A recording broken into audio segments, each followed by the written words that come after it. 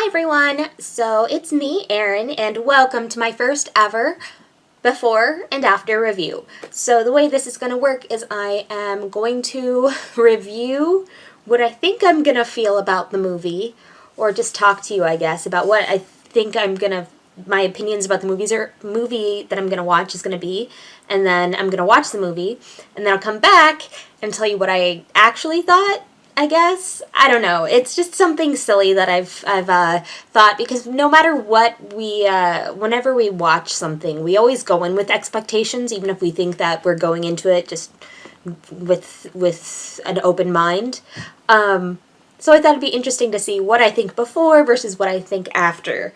And so I'm going to be doing Disney movies to start off with, because there's a lot of Disney animated movies that I actually haven't seen, a lot of the older ones, and I was thinking this is a good reason to go back and rewatch some of the old ones that I haven't seen in years, and then watch ones that I've never actually seen. So we're starting off with our first Disney animated film. This is Snow White and the Seven Dwarfs, and yes, this is the VHS tape that I grew up with. This is just how I own it. So I have a VHS player, so I just hit myself in the face. Here's hoping that this works. I grew up having this on tape, but I don't really remember watching it. Like, I know I've seen Snow White, and I definitely know the story, and I've read different versions of it, I've seen different versions of it, but as far as the Disney animated one goes, I don't remember the last time I sat down and watched it. But it was probably over 20 years ago, which makes me feel very, very old. Yeah, I mean, when I think of this, what really comes to mind is, as someone who basically grew up at Disneyland, it just makes me think of the ride. If you've never been on the ride Snow White at Disneyland, or possibly Disney World, I think they have it there too, just so you know, it's a frickin' delight. It is scary. And by scary, I mean I probably went on it when I was a child, and then I don't remember going on it until I was a teenager. And when I went on it as a teenager, I was like, no wonder I don't remember this, because I obviously blocked it out because it was so scary. I mean, as an adult going through, it's like, it's just dark, the witch is scary looking, and it's just creepy. But I can imagine just kids just being terrorized and just like never wanting to go back on that ride again. So yeah, but I love it. I make sure to go on it every single time that I'm at Disneyland, because I think it's super fun now. So Snow White and the Seven Dwarfs, what I remember most about this is the songs, I guess. I was a big fan of Disney sing-along songs growing up, and those would have a mix from a bunch of different movies. So the songs in this, obviously there's Hi-Ho, Someday My Prince Will Come, that's in this movie. Whistle While You Work is also from this movie. And I feel like I'm missing one. There's a song that they dance to. Like, I remember, like, in the cabin, like, all the dwarves and Snow White dance, but I can't remember what that is right now, because it's been such a long time. Yeah, there might be. It's funny because the way that the ride works at Disneyland, so when you start the ride, the first thing you see is the dwarves' cottage, and Snow White's there, like, clapping or whatever. She's like, ah! And then the dwarves are all dancing around and being all goofy. But I know there has to be stuff before that, with the stepmother and the hunter, like, when she's running away. Because that's how the story works, is that he's going to cut out her heart, but then he lets her off. And then she just finds a cabin. Like, this is stuff that I know in my mind happens, but I don't actually remember watching it. Most of this movie in my mind is just Snow White and the dwarves just doing stuff, I guess, in the cabin, and that sounded horrible. Just like cleaning and stuff, not doing stuff. But yeah, it's kind of amazing to me, like thinking how old this movie is, because I looked it up just so I could have a date to say, which I haven't said yet, but it came out in 1937, which is crazy. It's, yeah. My favorite part of the Snow White ride. So I guess the idea of the Adventures of Snow White, or whatever it's called, is that you are Snow White. So you see her once in the beginning, and that's so you like, oh yes, that is me, and now I'm living her story, I guess, is the point. But that's the only time you've seen Snow White in the whole ride, is that first little scene, and you go through and you see the mine with all the diamonds, and you see the evil queen, and she offers you an apple like a whole bunch of times, and you see her get all the scary face and everything.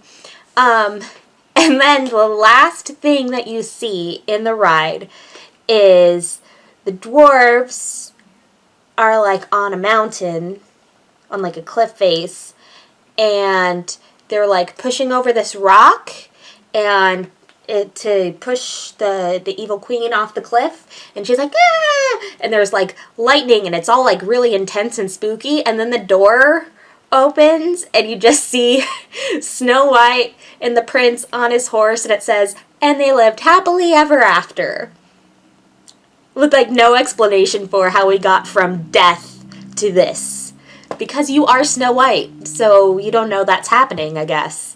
But it's just very awkward and very abrupt, and I think it's hilarious, and I love it every single time.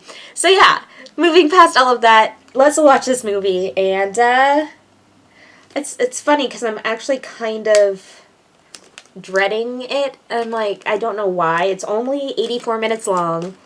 It's just, I feel like it's gonna feel long because I'm used to, because this is the first fully animated, full-length feature film, so I don't know how well it's gonna hold up for me, especially coming off of someone who grew up with, you know, in the golden age, the Renaissance, the Disney Renaissance of Lion King and Beauty and the Beast and Aladdin and all of those. So going back to Snow White, let's see, hopefully it's good. I'm hoping I'll like it. Let's see. Okay, so I just finished watching Snow White. I enjoyed it? Question mark. There's things that I enjoyed about it. In the beginning, it seemed really abrupt, like it was just like scene, scene, scene, scene, and I was just like, wow, things are happening very quickly. And it turns out that in the beginning, things are happening that quickly, so that in the middle, nothing could happen. And we could have long scenes that didn't move the plot forward. I mean, I'm going to give this movie a pass on a lot of things, because it is the first full-length, fully animated movie. So it was breaking a lot of new ground. But there are some lulls. Like, towards the middle, I was really starting to go like, okay, and I was drifting away and kind of thinking about other things. It got me back a little bit in the end, but the best part was definitely the beginning. Yeah, I just said, I wrote, stuff happens fast. I was actually surprised in the beginning that the prince actually shows up. I did not remember that. But so Snow White is sitting by the wishing well, and she's singing her song. She sings the I wonder, that song. Which I actually like that song. I don't know why. I'm just like, I wonder why each little bird has its soul has its someone. I don't know. I don't know the words right now. I'm just whatever. Snow White's voice is irritating. Irritating AF. Because she talks like this. And it's just so annoying. And there's something about it that just really gets on my nerves. I really don't like when she sings, because she always has like that little vibrato and they're like, ee! Like, I don't know. Bleh. I don't know. I'm just being critical. This is what I do. Sorry, I just ruin everything. So the queen is a crazy bitch. But I was mostly familiar with her parts because basically it's just what is in Fantasmic, or used to be in Fantasmic. I don't know since they've redone it what that show is like, but all the magic mirror stuff, I was pretty familiar with all of her parts. She is not in the movie much. Like, she's in the beginning and she's there kind of a lot, and then she's not there for the whole middle. You kind of forget she exists, and then she comes back towards the end. But yeah, the scenes are super short. It just kept be like, now this thing's happening. Now this thing's happening. Now this thing's happening. And less than 12 minutes into the movie. I think it was less than 10 minutes actually, because I had before the movie started, on my VHS tape, I had a little introduction with Roy Disney, who was telling me all about like how excited they were to bring us this movie on VHS tape, and they can't wait until next year when they'll be releasing Lion King on VHS, and their brand new movie will be in theaters, Pocahontas. So yeah, that was a weird throwback for me.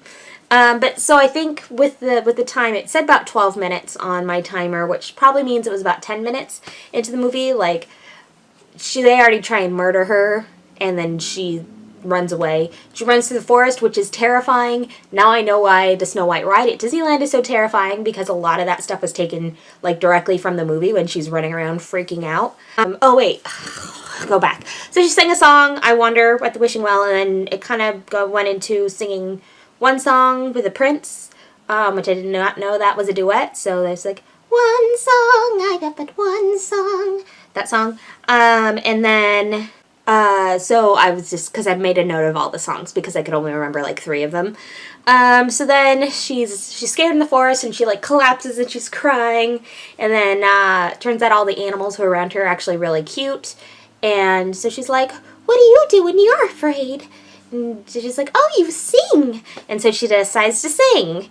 So she sings With a Smile and a Song, which is also this, with a smile and a song. You can tell that's my Snow White voice. It just, because I'm sorry, I just don't like it. It's very grating. So then she walks, she's like, animals, do you know somewhere that I can stay? I don't have anywhere to go. I can't sleep in the ground or in a tree, and I think I'm too big for a nest. So the animals just lead her to this house in the middle of the woods, which is, here's my thing about just comparing it to other Disney movies. I know that Aurora in Sleeping Beauty, she has animal friends too who just like dance with her, but she also lives in a cabin in the woods. So I have, like, she knows those animals, right? They're kind of her friends. They know who she is. Snow White's just being led by strange animals. These animals have no idea who she is, and she doesn't know who they are, and she's just following them, and they're just leading her places. It's weird. And I really hate Snow White when she's walking through the forest following the animals. She's constantly has her arms up. It's like, oh, ah.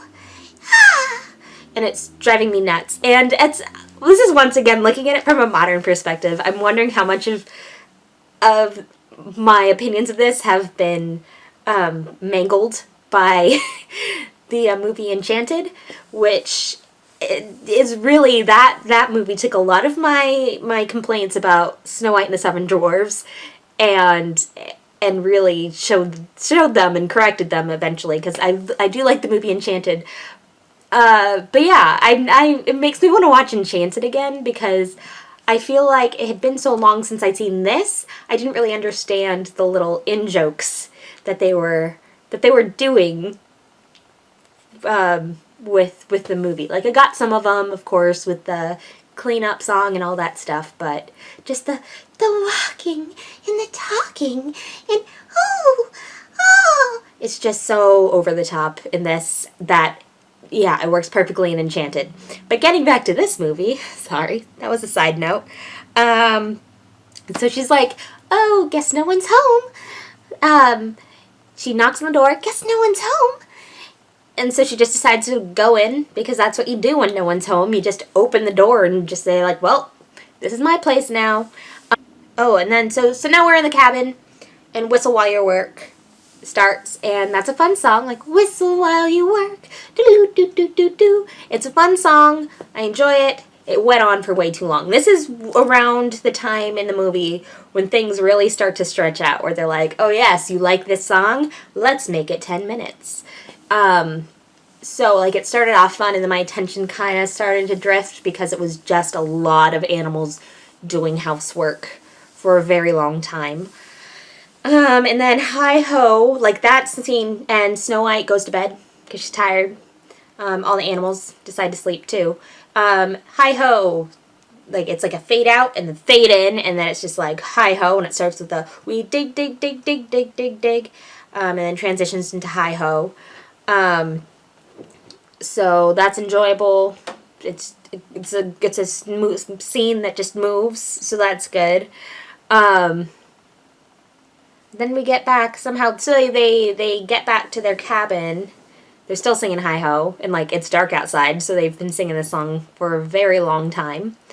And they're like, oh no, our house is clean. The horror. Like, oh no, someone cleaned my cup.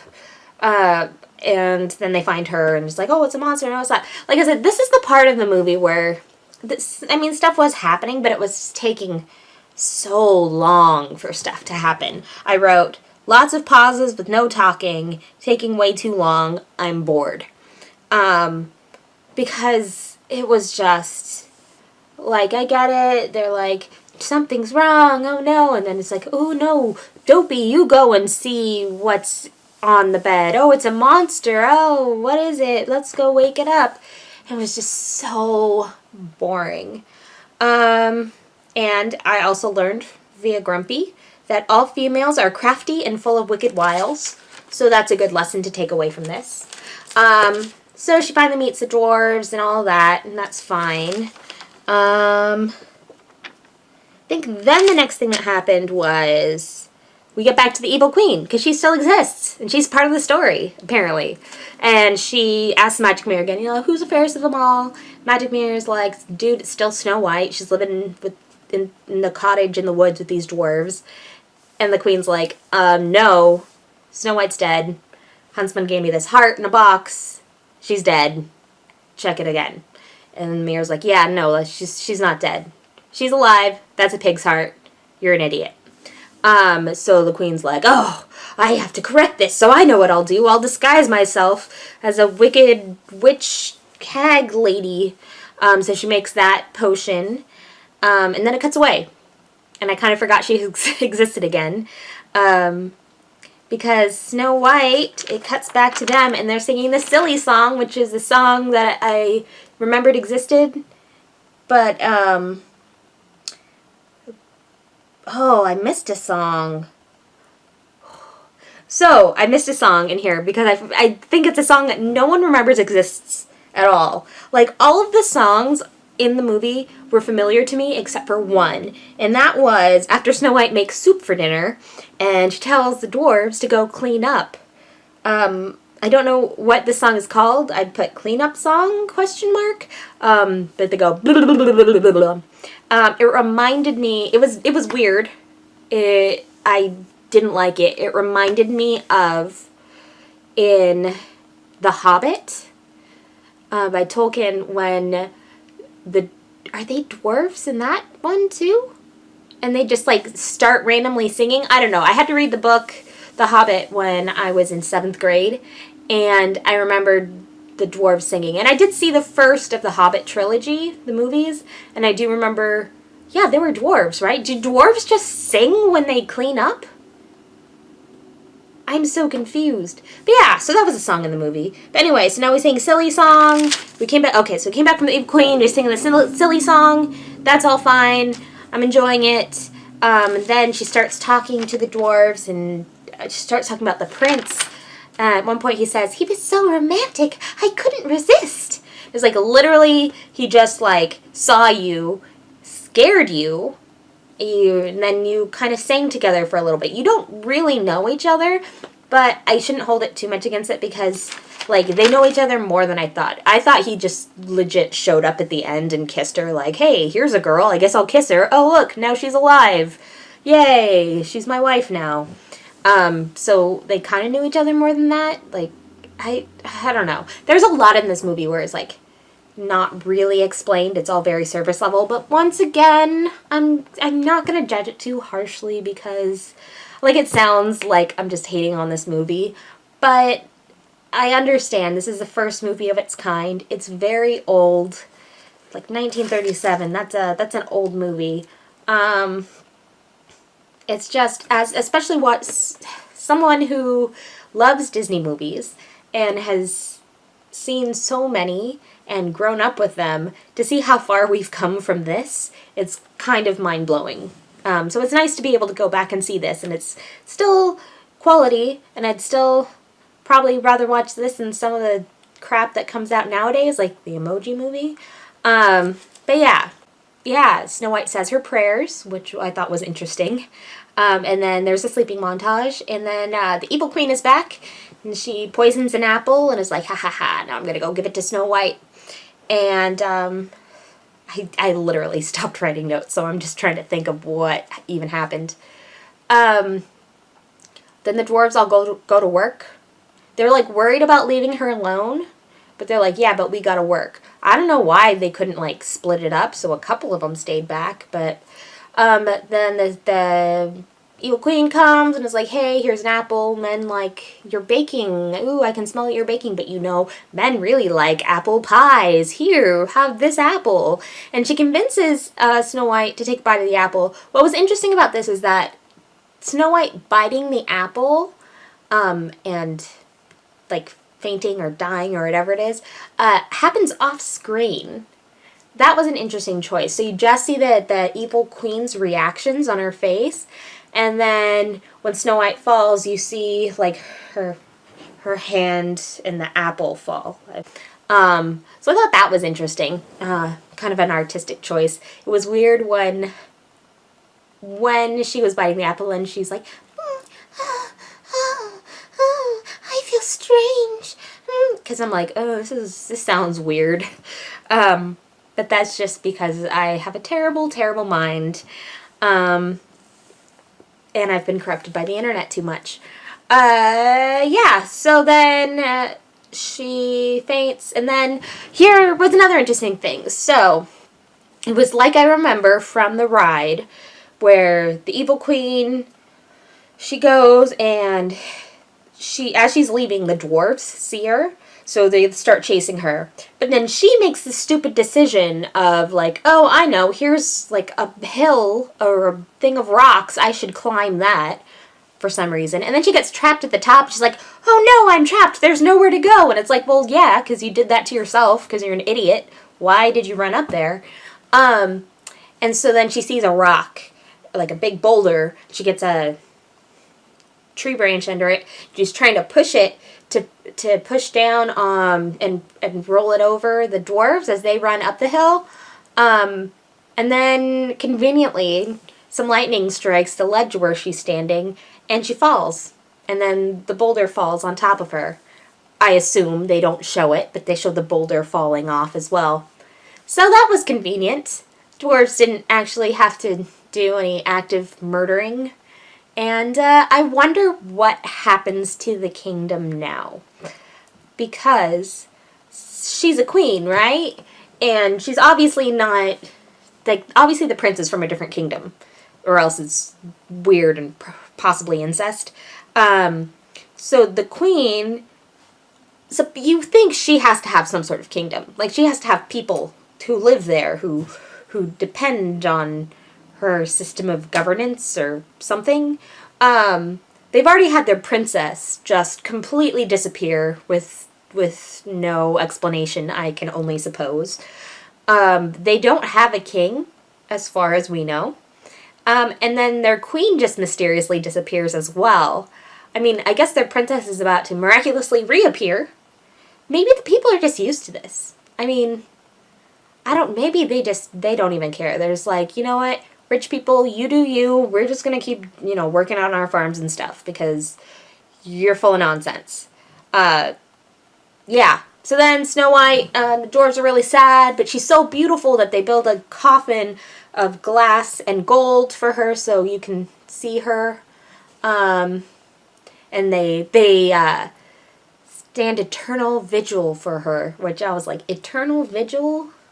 That seems very dramatic for this, because she's not actually dead. Maybe they were just planning to just never leave her side, and like that you see like 7 withered skeletons around the coffin, which is creepy. And then the prince comes because he hears of this beautiful girl who's sleeping under glass, and that's what we're told directly from like writing on the screen that tells us, oh, he heard about this. We don't get to see it. He doesn't get any sort of character development. We don't get to feel anything for him. He just shows up. He kisses Snow White. She wakes up. They smile at each other. He picks her up and puts her on the horse. Then he, one by one, lifts all of the 7 dwarves so she can kiss them on the head. And she says, goodbye, goodbye, goodbye, 7 times. And then they ride off into the sunset, towards a castle that kind of looks like it's floating in the sky. And that's Snow White and the 7 Dwarfs. I can see why this was not my favorite Disney movie. As someone who was growing up when movies like Beauty and the Beast and Lion King, Aladdin, Pocahontas, when those movies were coming out, this one is very, very simplistic. I do still think it's worth watching, but it wouldn't surprise me if this isn't really any child's favorite Disney movie. This seems like one of those things, like, maybe this would... No, I don't know why this would be anyone's favorite Disney movie. It's, boring.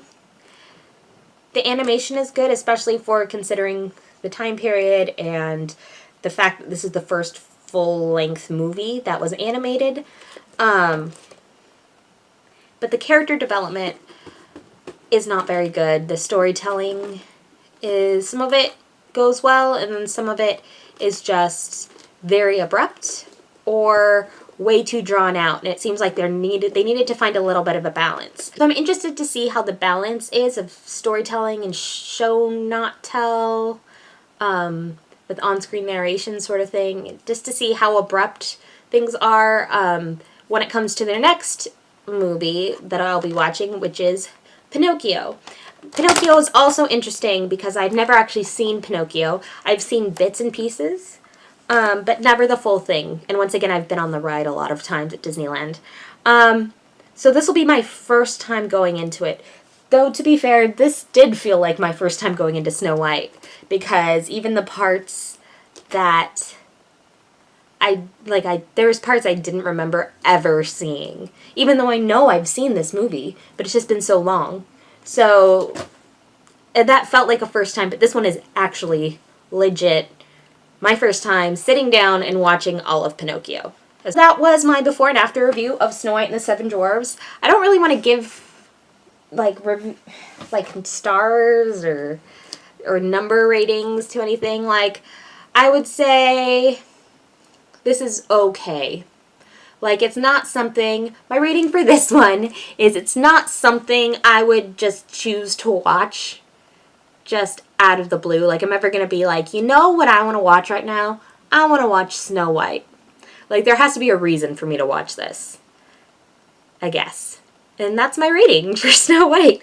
Yeah. So if you liked this video, make sure to give me a like down below. If you want to see more, remember to subscribe to my channel. You can also follow me on Twitter and Instagram down below. I will put a link to my last video up here. Oh, I got the right side. And that was a reaction to episode 1 of season 2 of The Good Place. There's my channel. It's going to be up here. And I think that's all for right now. So I will see you guys later. Bye.